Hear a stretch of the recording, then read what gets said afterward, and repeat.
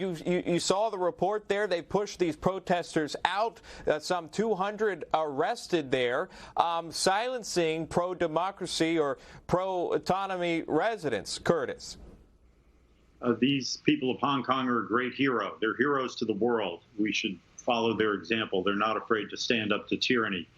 This law shows that the fiction of one country, two systems is just that, a fiction. Hong Kong is now just another Chinese city.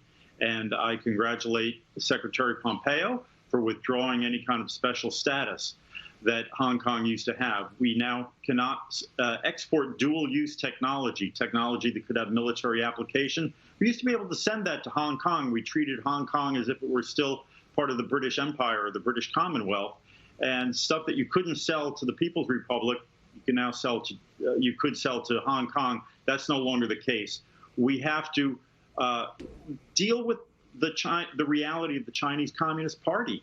It is a tyrannical system that's intent on exporting its system of oppression. And we know that because this is a very interesting fact here. This law, this security law, doesn't just apply to Hong Kong residents. It applies to non-residents of Hong Kong.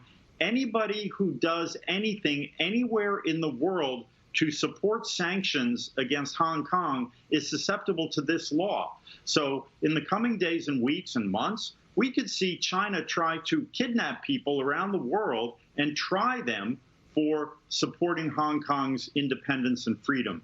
Let's see what the NBA has to say about all this. This is a very, very chilling development.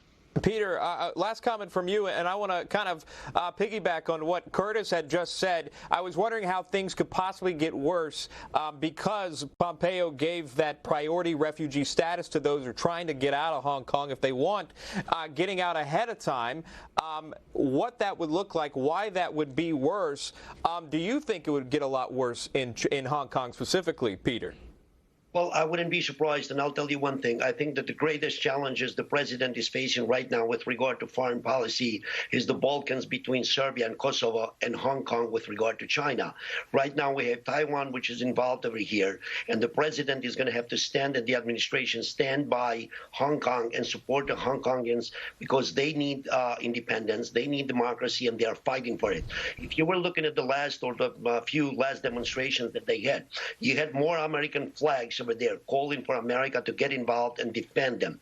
China, the Communist Party of China, does not respect the laws or the agreement that they had in 1984 with the United Nations and United Kingdom, is not going to respect their independence, and is flexing its muscles. The United States is going to have to stand by Hong Kong and the people of Hong Kong and make sure that we don't lose Hong Kong to China because they do not respect any laws whatsoever. It's a Communist Party that is all about command and control, and they want to have full command and control over Hong Kong, and we should not allow that to happen. Right. Well, where's the who's going to hold up that agreement with the British? I think that whole thing got pretty much bypassed there, the one you're talking about in 1984. Interesting stuff, guys. I appreciate your time. That's Peter Lamage, Curtis Ellis. Stick around if you don't mind. Sure. Coming up, more on yesterday's Supreme Court ruling that religious schools cannot be discriminated against. More on that coming up.